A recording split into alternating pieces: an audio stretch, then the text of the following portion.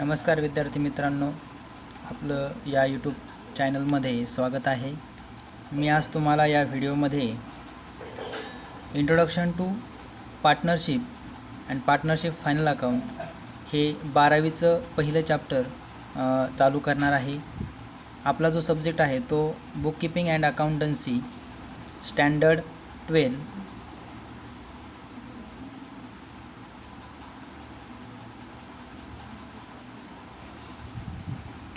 Commerce.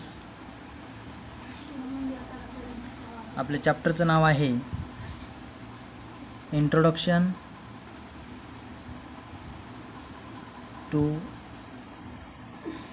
Partnership and partnership final account हे आपल्या चॅप्टर्सचं नाव आहे। अगोदर आपण इंट्रोडक्शन टू पार्टनरशिप म्हणजे पार्टनरशिपचं जे काही इंट्रोडक्शन आहे ते बघणार आहोत। Introduction to partnership. The introduction to पार्टनरशिपचं ज्यावेळेस आपण इंट्रोडक्शन बघणार आहोत तर त्या अगोदर आपल्याला नेमकं पार्टनरशिप म्हणजे काय हे माहिती असलं पाहिजे, किंवा what is partnership, what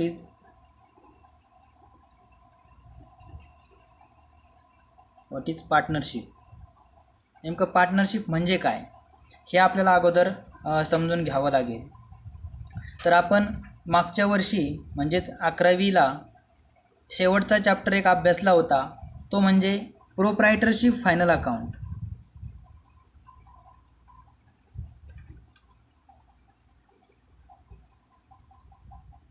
प्रोप्रायटरशिप final account.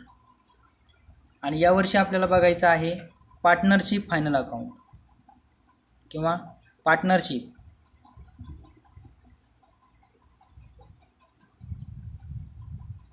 आपल्याला पार्टनरशिप बघायचं आहे। तर प्रोप्रायटरशिप आणि पार्टनरशिपमध्ये काय फरक आहे ते आपण यामध्ये बघणार आहोत। एक बिझनेस आहे, हा एक बिझनेस आहे, तो पार्टनरशिपमध्ये कसा चालतोय आणि प्रोप्रायटरशिपमध्ये कसा चालतोय तो आपण बघणार आहे। त्यामधून पार्टनरशिप म्हणजे काय हे समजून घेणार आहोत। तर बिझनेस चालवत असताना प्रोप्रायटरशिपमध्ये जर तो बिझनेस असेल तर त्या बिझनेसमध्ये एकच व्यक्ती त्या बिझनेसचा ओनर असतो। आणि इकडे जर बघितलं आपण पार्टनरशिपमध्ये तर विविध ओनर एकाच बिझनेसचे असतात।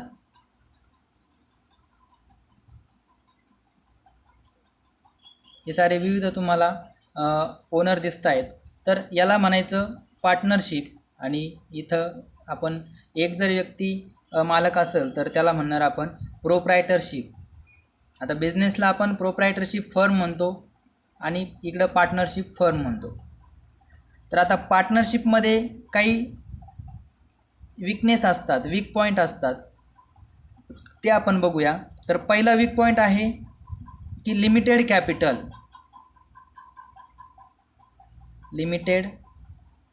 कॅपिटल। पार्टनरशिपमध्ये एकच मालक असतो, त्यामुळे कॅपिटलचा जे काही साठा असतो किंवा कॅपिटल आणायचं असतं तर ते आणत असताना प्रमाण कमी असतं किंवा एकदम लिमिटेड कॅपिटल असतं। कारण एकच ओनर आहे, एकाच ओनरला संपूर्ण पैसा बिझनेसमध्ये गुंतवायचा आहे, त्यामुळे बिझनेसचं कॅपिटलचं प्रमाण हे कमी असतं। तर याच्यात पार्टनरशिपमध्ये वेगवेगळे पार्टनर्स असतात, त्यामुळे जे काही कॅपिटलचं प्रमाण आहे ते कॅपिटलचं प्रमाण इन्क्रीज होत असतं। तर पार्टनरशिपमध्ये कॅपिटल हे इन्क्रीज होतं। त्यानंतर दुसरा मुद्दा बघू आपण की मॅनेजमेंट।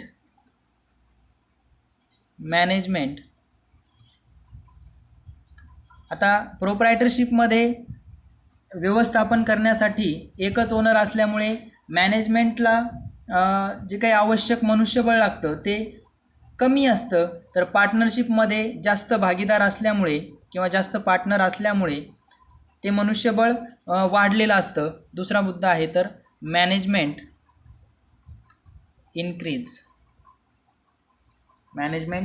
इन्क्रीज. त्यानंतर तिसरा मुद्दा आहे रिस्क.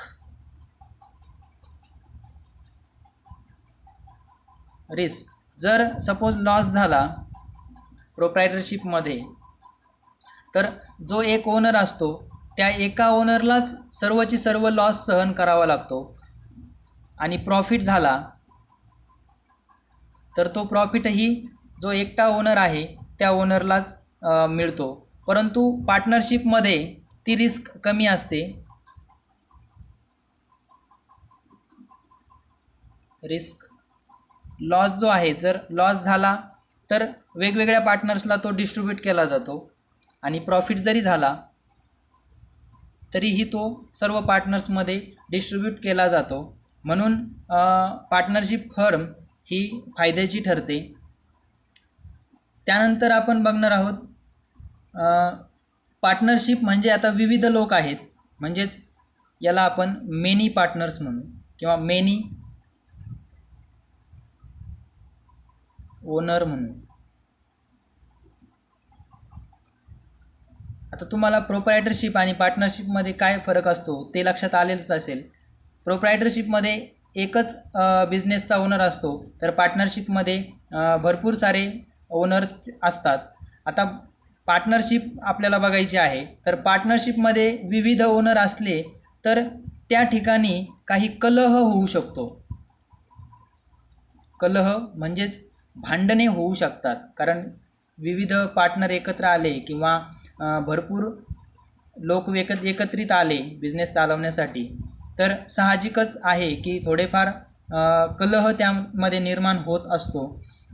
जर समजा कलह निर्माण झाला तर पर्याय एकच असतो की कोर्टमध्ये जाणे आणि जे काही कलह झालेला आहे ते बरखास्त करणे किंवा संपुष्टात आणणे.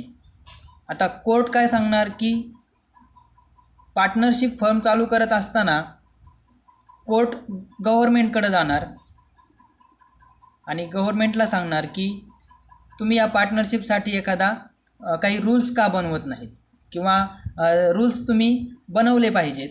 मग गव्हर्मेंटने अशाच प्रकारचे काही रूल्स बनवलेले आहेत, त्यालाच आपण लॉ म्हणू शकतो किंवा आपण त्याला ॲक्ट म्हणू शकतो. तर असाच एक गव्हर्मेंटने पार्टनरशिप ॲक्ट तयार केलेला आहे. पार्टनरशिप बिझनेस चालवण्यासाठी पार्टनरशिप ॲक्ट 1932 हा इंडियन पार्टनरशिप ॲक्ट आहे. या ॲक्टच्या अनुसार किंवा या ॲक्टनुसारच पार्टनरशिप जी काही फर्म असेल, ऑर्गनायझेशन असेल, संस्था असतील, ह्या चालत असतात. त्यानंतर आता इथपर्यंत तुम्हाला पार्टनरशिप म्हणजे काय हे तुमच्या लक्षात आलेलं असेल. त्यानंतर आपण आता पार्टनरशिपची जी डेफिनेशन आहे ती आपण यामध्ये बघणार आहोत. पहा,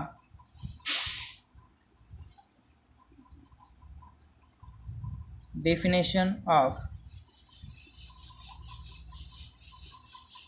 partnership. Definition of partnership.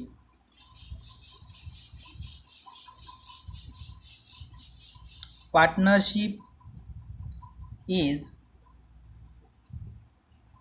defined under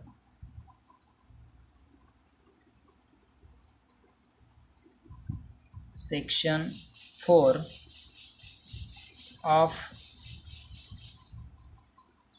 Partnership Act 1932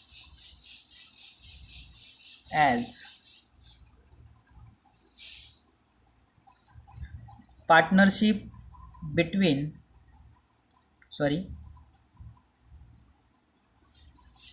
relationship between person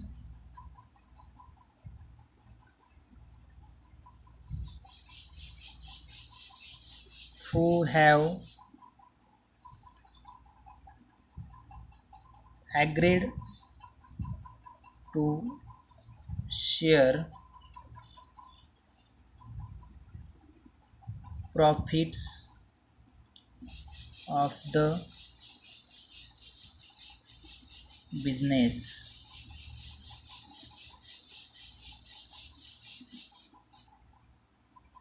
carried on by all or any of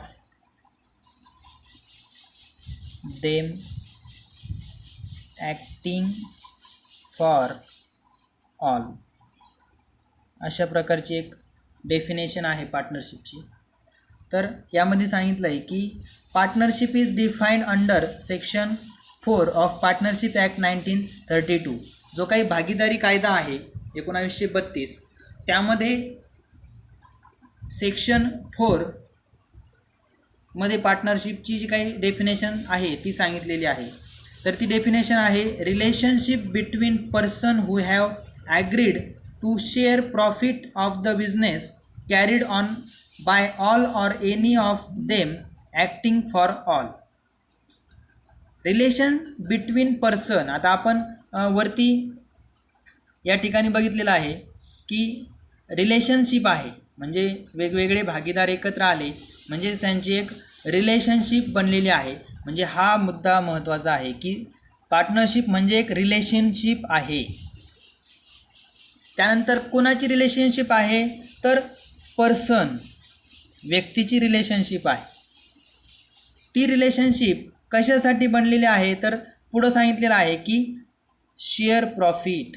कशासाठी रिलेशनशिप आहे तर प्रॉफिट शेअर करण्यासाठी ती रिलेशनशिप बनलेली आहे.